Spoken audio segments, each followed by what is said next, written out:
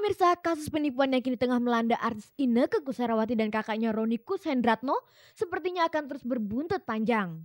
Kamis lalu polisi wilayah Bogor kembali memanggil Inneke untuk dimintai keterangan sehubungan dengan kasus penipuan dan penggelapan yang dituduhkan Nyonya Lili Sudarti kepadanya. Menurut Kapolri Bogor Nanan Soekarna, keterangan Inneke penting untuk diketahui seperti yang diinginkan pihak Kejaksaan Tinggi. Sayangnya Inneke selaku saksi sekaligus tergugat dalam.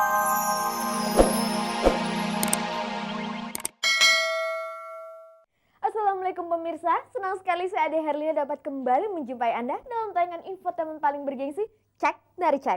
Inilah tayangan infotainment yang akan membuka cakrawala Anda seputar kehidupan selebriti di tanah air. Tetaplah bersama kami selama 30 menit ke depan, karena serangkaian informasi menarik telah dipersiapkan untuk Anda. Kini langsung saja kita simak kilasan tayangan sore ini. Pemirsa, di awal perjumpaan, kita simak penuturan beberapa artis pria yang sebelumnya berprofesi sebagai atlet. Latar belakang apa yang membuat mereka harus beralih profesi dari atlet menjadi artis? Ikuti penuturan Dony Kusuma, Lamping, dan Dede Yusuf. Perseteruan antara artis Inneke Koesherawati dan Nyonya Lili Sudarti agaknya terus berlanjut. Kamis lalu Inneke kembali dipanggil polisi wilayah Bogor guna memberikan keterangan dalam kasus penipuan yang dituduhkan oleh Nyonya Lili kepadanya. Namun seperti juga pemanggilan sebelumnya, Inneke yang berstatus saksi dalam kasus tersebut berhalangan hadir. Beberapa waktu yang lalu, pasangan Adi MS dan Memes menggelar mini orkestra di Jakarta. Inilah kolaborasi pertama mereka di bidang musik sejak mereka menikah beberapa tahun yang lalu. Adi yang mengarahkan tualet orkestranya dalam kolaborasi itu bertugas sebagai sound engineer. Permohonan penangguhan penahanan bagi Akbar Tanjung dari istrinya Nina Tanjung, Jumat kemarin akhirnya dikabulkan Majelis Hakim Pengadilan Negeri Jakarta Pusat. Pemirsa, simak liputannya dalam liputan aktual sore ini. Adalah hal biasa bahwa kebanyakan para artis berangkat dari beragam latar belakang profesi. Contohnya adalah Dede Yusuf, Dony Kusuma, dan artis Lamping. Sebelum menjadi artis, ketiganya adalah pria biasa yang menggantungkan hidupnya di dunia atlet. Dede dan Lamping dikenal sebagai atlet taekwondo, sedangkan Dony aktif sebagai atlet softball. Tapi benarkah perpindahan mereka dikarenakan minimnya kesejahteraan di dunia atlet? Pemirsa, inilah penuturan mereka.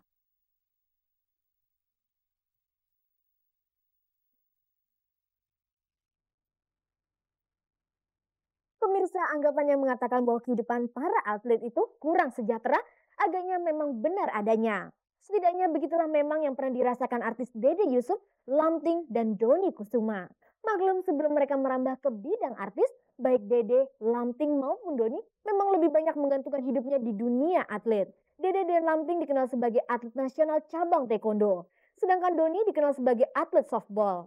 Tetapi dalam perjalanannya, atlet nasional ini agaknya kurang merasa yakin jika harus menggantungkan hidupnya di bidang itu saja.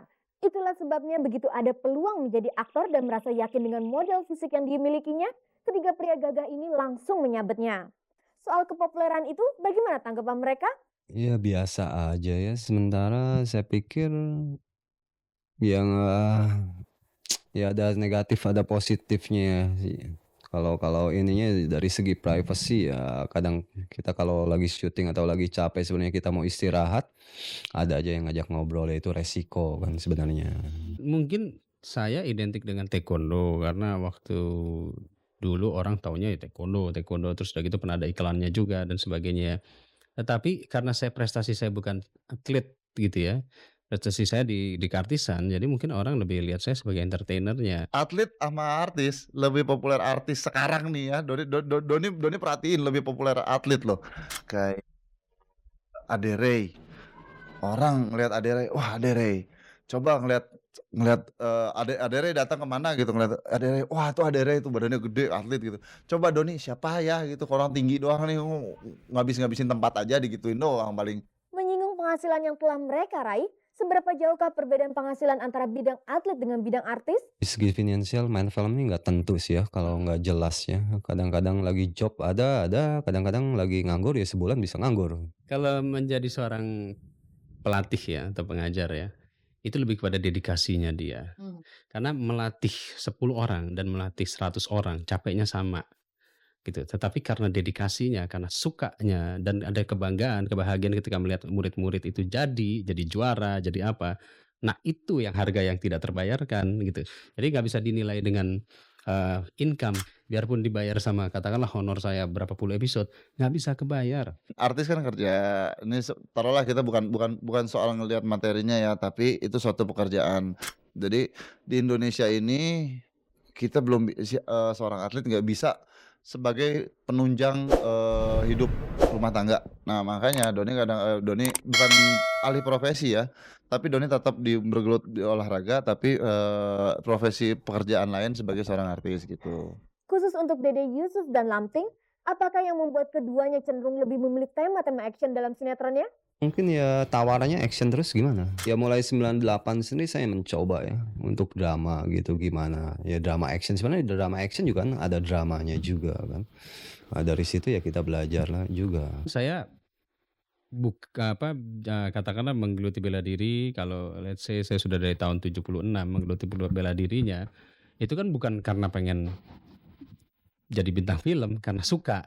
Jadi ya itu kebetulan aja gitu, dan kebetulan saya suka action, jadi larinya ke situ. Selama menekuni dunia acting, kesulitan-kesulitan apa saja yang kerap mereka temui ketika syuting? Alhamdulillah enjoy aja. Nggak masalah, saya pikir waktu untuk actionnya untuk apanya nggak masalah. Seling untuk apapun kita lakuin aja, semuanya kita dulu saya lakuin semuanya. Ketika badan kita sudah tidak bisa diajak kompromi, nggak bisa, nggak seperti nggak muda lagi lah istilahnya. Dulu waktu gitu baru krek, aduh pinggang sakit, aduh boyok gitu. Jamu dulu gitu. Itu saya pikir faktor usia.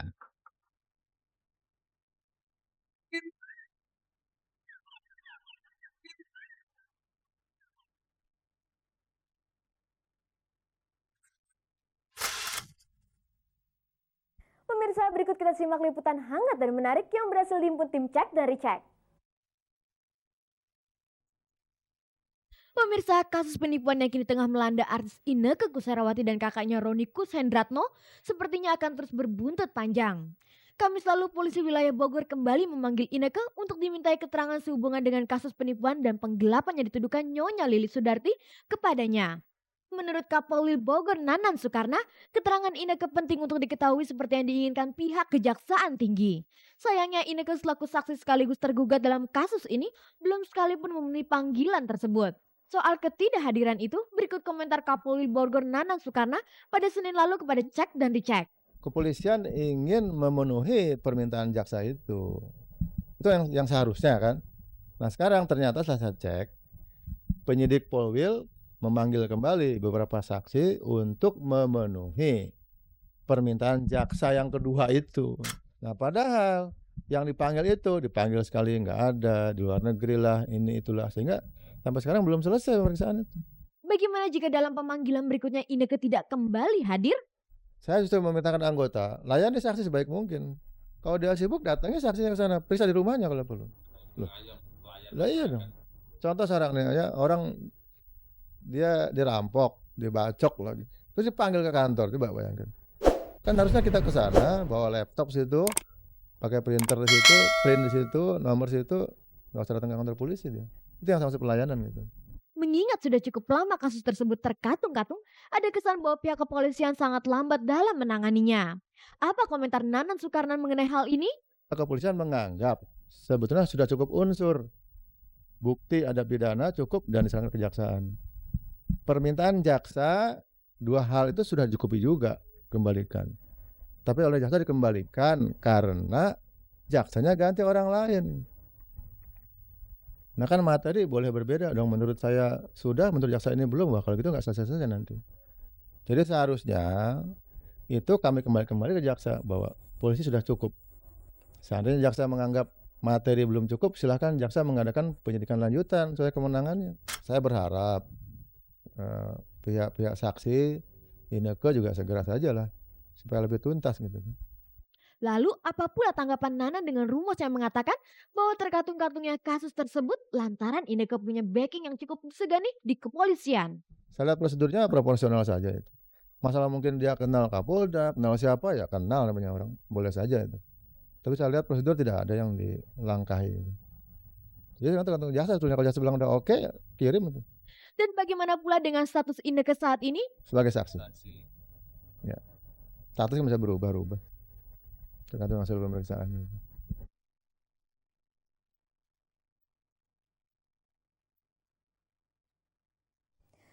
Tepat menjelang akhir Maret lalu, pasangan ADMS dan Memes menggelar mini orkestra secara live di Jakarta. Boleh dibilang inilah kolaborasi pertama mereka dalam bidang pagelaran musik.